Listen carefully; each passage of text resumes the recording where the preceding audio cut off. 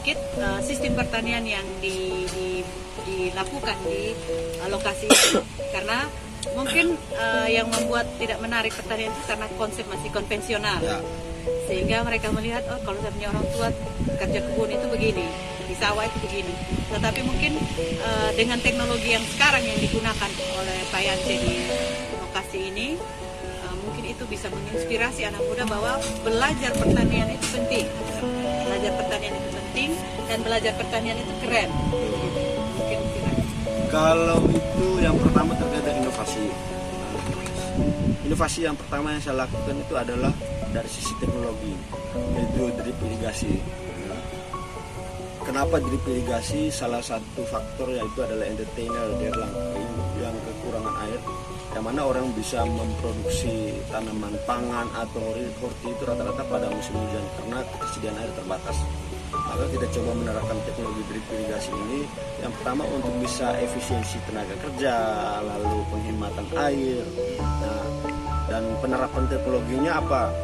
Kita bisa mengendalikan pengairannya juga bisa melalui smartphone, lalu kita bisa memonitoring unsur hara. Nah, itu bisa dilakukan hanya dengan pantau di handphone. Nah, biasanya kan kalau anak muda lebih tertarik ke handphone kan bermain media sosial, tapi akan lebih baik kalau pegang handphone tapi ada manfaatnya seperti ini. Nah, itu yang pertama.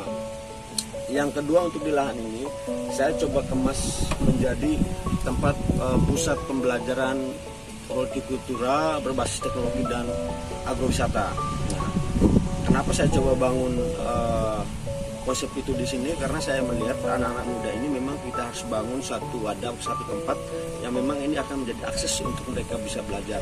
Baik itu dari sisi teknis budidayanya, dari teknologinya, tapi kemudian kita juga perlu perhatikan dari sisi estetikanya, akan menjadi satu spot tempat wisata yang bagus untuk mereka. Kebiasaannya kalau kita di sini biasanya orang berwisata ke pantai, wisata rohani. Nah, sekarang kita coba kemas sesuatu yang mungkin lebih baru bagi kita untuk Flores. Nah, kita cobalah ajak orang untuk berwisata ke kebun.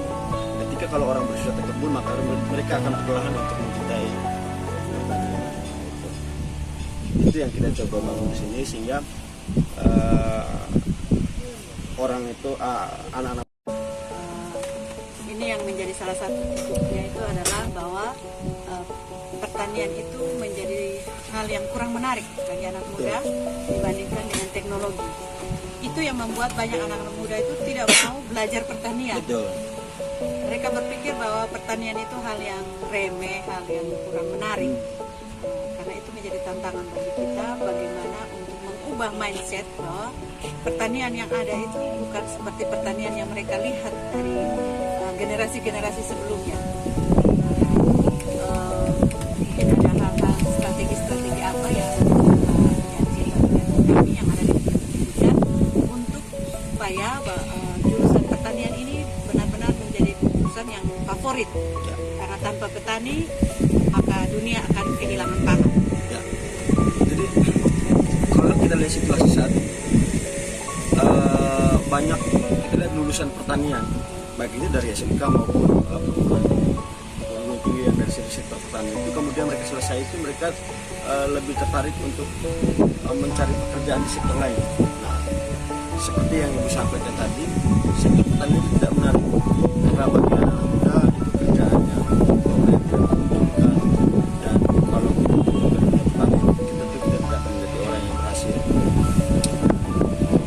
Yang saya alami sendiri ketika saya mulai adalah kalau kita mau berkembang dan pertanian itu akan menjadi lebih menarik, yang paling penting itu kita harus bisa berinovasi.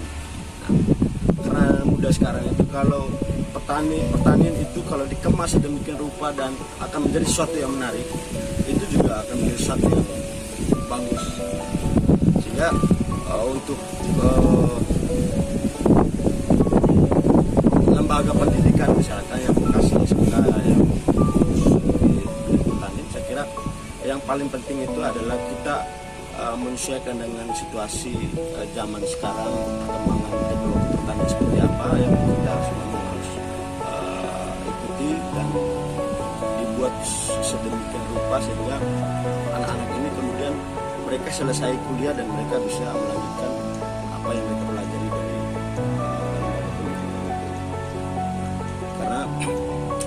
saya ketika saya mulai dengan berbagai inovasi, justru itu menarik bagi beberapa petani anak-anak muda.